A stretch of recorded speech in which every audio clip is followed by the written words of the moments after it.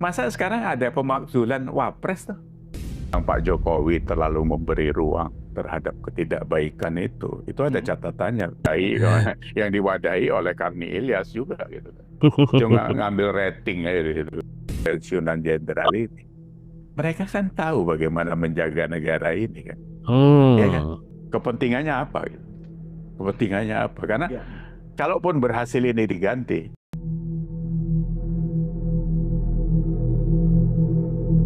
Ya, Assalamualaikum warahmatullahi wabarakatuh. Selamat bergabung kembali. Saya harap semuanya dalam keadaan sehat dan rezekinya pun selalu diberi kelancaran. Amin.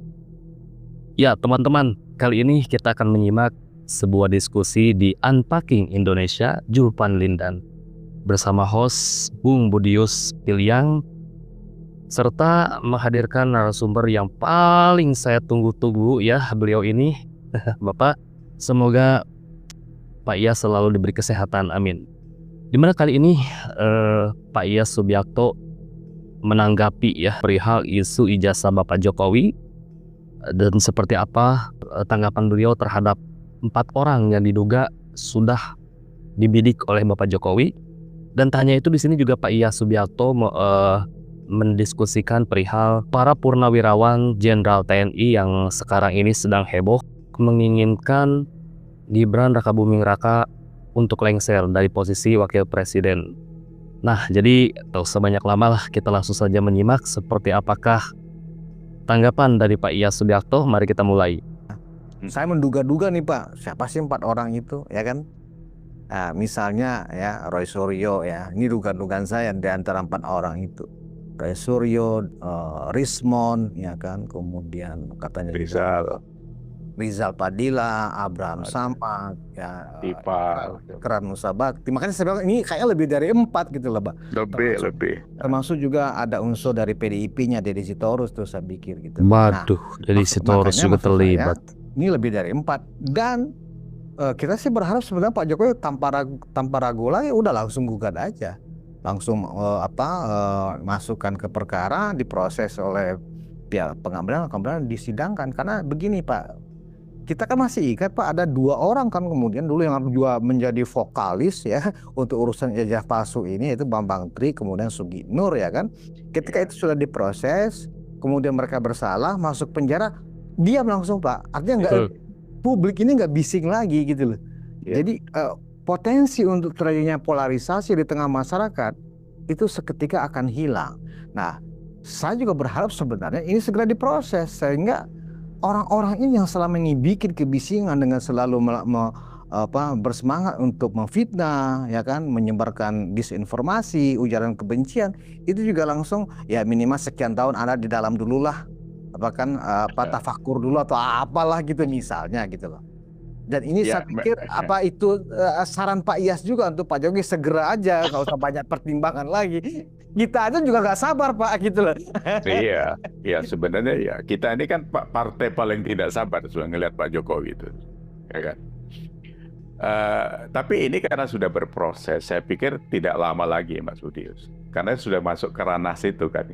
Kalau sudah masuk ke ranah hukum kan ada prosesnya. Nanti di persidangan seperti apa ya kita lihat gitu. Karena Pak Jokowi sudah mengambil langkah ini juga sampai di ujung setelah sekian tahun dia biarkan kan, ini kan takutnya itu tadi ngerembet kemana-mana, jadi mengambil energi masyarakat yang jadi tidak bermanfaat itu. Kita tunggu saja, nggak lama lagi saya pikir ya, mungkin 1-2 minggu tidak lama lagi sudah harus berproses dan kita tahu hasilnya. 2 minggu. Tentang Pak Jokowi terlalu memberi ruang terhadap ketidakbaikan itu ada catatannya. Karena Pak Jokowi terlalu mungkin mazhabnya itu kebebasan itu, cuma karena kalau dibiarkan itu menjadi kebablasan. Kebablasannya Pak ya. Itu sebenarnya sudah banyak dibahas gitu kan. Karena dulu zamannya Pak SBY sedikit saja dia sudah mengadukan siapa yang bicara tentang. Betul ya, di era Pak SBY itu jelas gitu loh Pak. Bahkan Pak SBY sendiri yang langsung melapor. Ya kan? Kalau itu delik aduan, dia dilaporkan sama dia karena ada dasarnya. Saya setuju sebenarnya dengan itu. Kemarin Pak Jokowi ya itu tadi mengasih ruangnya terlalu panjang. Nah sekarang ini dengan adanya Pak Prabowo harusnya itu tidak terulang gitu menurut saya. Karena Iya sih. kita dirusak lama oleh Rocky Gerung dan sebagainya itu kan. Yang diwadahi oleh Karni Ilyas juga gitu kan. Itu Karena kan Ilyas juga ILC disebut itu di kan sini. gitu kan. Tempat Bahwa orang bagi mencaci mereka itu maki. sebagai edukasi politik itu keliru itu Pak ya? Oh, keliru kalau menurut saya. Karena sebenarnya bukan edukasi politik. Itu maki-maki pemerintah. Yang Nah, karena iya, men-spill ILC itu. kebencian di situ sebenarnya. Iya, betul, Yang nggak betul, Pak. mendasar, Said Didu dan sebagainya. Pendidikan Hmm. apa?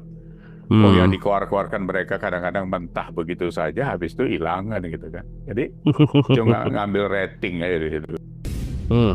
Rating yang dicari. Tentang forum Purnawirawan TNI yang meminta pemakzulan kepada Wapres Gibran, ya kan?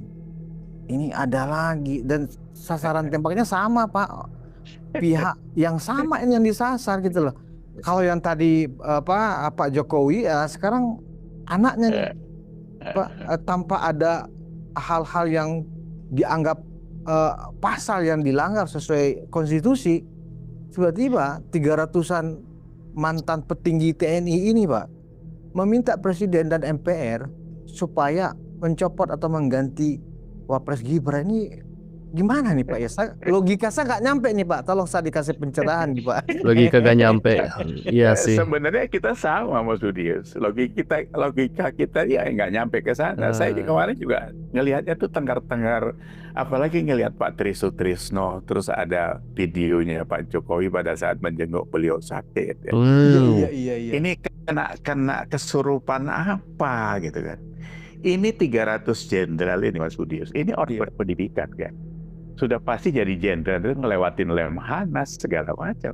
Pasti Nggak usah, Pak. iya kan? Lewati Pasti. Sesko, Lemhanas, ya kan? Sesko. Itu kan pendidikannya luar biasa. Itu nggak usah bicara Pancasila. Ampanya udah dilahap itu kan. Nah kembali lagi tadi seperti yang kita sampaikan tadi tentang kasus ijazah palsu, orang-orang yang terlibat membacot ke sana sini itu. Jadi orang itu sudah tidak bisa diukur lagi intelektualitasnya kalau sudah dibarengi dengan satu tujuan kepentingan dan sebagainya. Itu bisa gugur semua. Nah saya nggak tahu kepentingannya Purnawirawan ABRI ini. Loh, Gibran itu secara konstitusi kan melewati proses itu dia. Iya. Walaupun kemarin ribut di MK segala macam lah ya waktu proses dia menjadi wapres itu kan. Ya kan orang kan waktu itu bilang ini kalau kemarin jadi wapresnya PDIP ya nggak seribut ini gitu. Karena jadi wapresnya Prabowo apalagi terus menang, jadi nggak selesai gitu. Ada orang yang sakit hatinya sampai sekarang terus jalan. Nah, kembali lagi kepada 300-an yang mulia pensiunan jenderal ini. Mereka kan tahu bagaimana menjaga negara ini kan. Ya kan? Iyalah. Harusnya kan dia nasionalis, menghormati konstitusi, menghormati apa institusi kepresidenan itu kan. Masa sekarang ada pemakzulan wapres tuh? Wapresnya jadi presidennya diakui, terus wapresnya mau diganti gitu. Diganti ya. Kemarin saya tulis di Facebook ya, apa karena presidennya militer atau wapresnya harus militer gitu. Siapa yang mau gantikan itu? Nah, ini tidak sehat. Terus yang saya lebih berpikir jauh Mas Budius. Jangan ini anak muda ini diamputasi. Ini kan anak milenial, Gen Z Y ke depan ini yang akan berkontribusi terhadap negeri ini, kelanjutan Pak, ya? negara ini. Kalau kita bicara 300 jenderal, itu kan baby boomer semua kan. Umurnya kan seumuran saya semua itu. Pada tahun 2009 nanti aja dia sudah 66 sampai 81 tahun. Tahun 2035 71 sampai 91 tahun dan selanjutnya. Terus mau ngapain sih sebenarnya gitu? Mau berkontribusi apanya? Kalau punya pengalaman yang baik, harusnya itu yang disampaikan kepada anak-anak muda ini. Gibran satu ini tidak cukup. Harus dicari Gibran yang lain untuk mempersiapkan generasi ini meneruskan supaya Indonesia ini akan lebih baik. sudah dicanangkan 2045 sebagai Indonesia emas. Nah harusnya kan dari sekarang itu Harus disiapkan. dimulai, Jadi semua disiapkan orang Pak ya? harus berkontribusi ke sana. Hmm, Gibran sempurna sih pasti tidak, tapi dia sebagai trigger anak muda yang sudah menjadi wapres harusnya bisa menjadi magnet untuk anak-anak muda yang lain supaya bagaimana berpolitik dengan baik. Kemarin Gibran di ada medsos ya, kepada sedikit saya nggak nonton deh, yang dikomentari Deddy Sitorus itu. Jadi nggak usah ngurusin itu, urusin aja udah. Itu kan bagian dari apa yang dia sampaikan itu sebenarnya untuk mendorong anak-anak muda ini berpikir positif ke depan. Kalau saya lihat langkahnya Gibran itu kan ya, saya bukan karena saya mendukung dia, tapi kalau kita lihat Solo dan sebagainya kan ada rekam jejaknya deh itu kan. Kenapa itu anak harus dibenci? Apa karena memang anak Jokowi itu? Kayaknya Karena itu kalau Pak secara alasannya. politik memang ini punya potensi besar, sehingga ada orang-orang yang mau mencalonkan yang lain-lain mungkin bisa kalah awu, kata orang Jawa kan, bisa seperti itu. Ya baca secara umum saya bacanya seperti itu. Tapi kembali lagi memang saya sayangkan dari bapak-bapak pensiunan jenderal ini. Jadi ada istilah ini sebenarnya personifikasi dari sebuah pelemahan negara ini sendiri. Jadi ada apa di dalamnya sebenarnya? Ya kan? Ini bukan sekedar soal ini 300 jenderal mengusulkan Gibran diganti, bukan sekedar itu aja. Kepentingannya apa? Kepentingannya apa? Karena kalaupun berhasil ini diganti, terus mau seperti apa? Bentuk negara ini mau seperti apa? Kemarin aja undang-undang TNI diluluskan aja kita sudah ribut. Oke, teman-teman, itulah tanggapan dari Pak Iyas Subiakto ya. Jadi menurut Pak Iyas, perihal 4 orang yang sudah dibidik Bapak Jokowi ya, teman-teman juga mungkin sudah menduga ya siapa-siapa saja orangnya. Ini juga ada ada faktor juga ya dari Bapak Jokowinya, maksudnya selama 10 tahun itu Bapak Jokowi terlalu memberi kebebasan ya. Terlalu memberi kebebasan sehingga mereka ini kebablasan, dan terus-terusan mereka ini ketagihan untuk menyerang Bapak Jokowi gitu kan. Tapi kita kan sudah menonton juga tuh ketika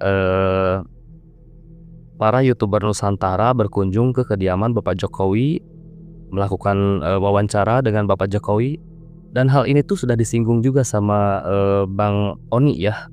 Bang Oni katanya Bang Oni kesel lihat Pak Jokowi itu kalau dimaki-maki, difitnah ya, dituduh itu selalu diam gitu kan. Nah, di situ Bapak Jokowi menjawab, posisi beliau sebagai presiden itu tidak ingin menggunakan kekuatannya untuk melawan para pembencinya gitu teman-teman. Namun Bapak Jokowi menegaskan, ketika sekarang saya sudah tidak lagi menjabat sebagai presiden, katanya, saya juga punya hak sama untuk memproses hukum gitu kan. Seperti itu ya.